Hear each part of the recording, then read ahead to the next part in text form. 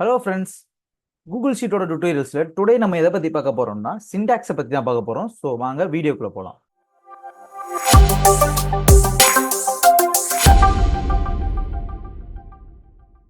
Okay, அதுக்கு முன்னாடி நம்மளோட சேனல் சப்ஸ்கிரைப் பண்ணாம பார்த்துட்டு இருந்தீங்கன்னா நம்மளோட சேனலை சப்ஸ்கிரைப் பண்ணிட்டு பக்கத்தில் உள்ள பெல் ஐக்கனை கிளிக் பண்ணிக்கோங்க.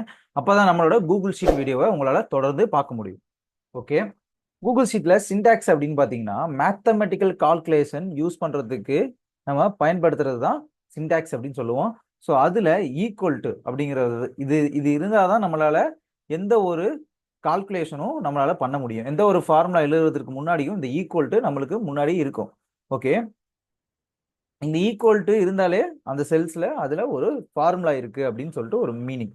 ஸோ இது எப்படி ஒர்க் ஆகுது அப்படின்னு பார்த்தீங்கன்னா, இப்போ எக்ஸாம்பிளுக்கு இங்க ஈக்குவல் டு 1 + 1 அப்படின்னு நான் கொடுத்தேன்னா எனக்கு 2 அப்படின்னு சொல்லிட்டு வரும்.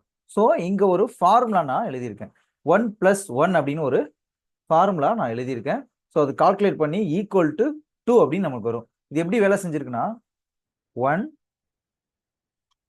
1 + 1 ஈக்குவல் டு 2 அப்படின்னு சொல்லி இந்த ஃபார்முலா எனக்கு இங்க ஒர்க் ஆயிருக்கு.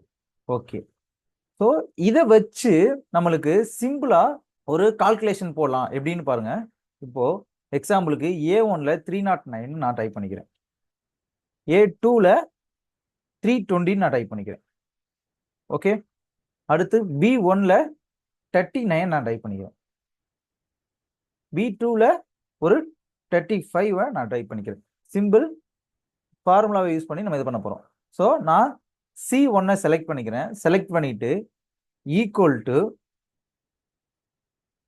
A1 மைனஸ் அப்படிங்கிற ஒரு சிண்டாக்ஸை நம்ம யூஸ் பண்ண போறோம். A1 - B1 என்டர் கொடுத்தனா 270 அப்படிங்கிற வேல்யூ எனக்கு வரும்.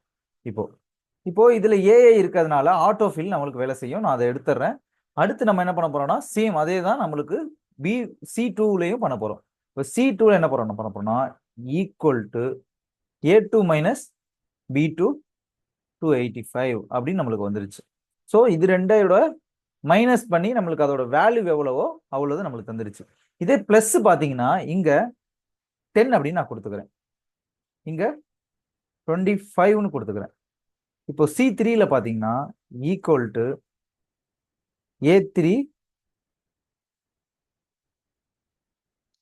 + C3 B3 என்டர் கொடுத்தனா 35 அப்படின்னு சொல்லி வந்துடும். ஸோ நம்ம மைனஸும் இப்படிதான் யூஸ் பண்ணுவோம், பிளஸும் அப்படிதான் யூஸ் பண்ணுவோம்.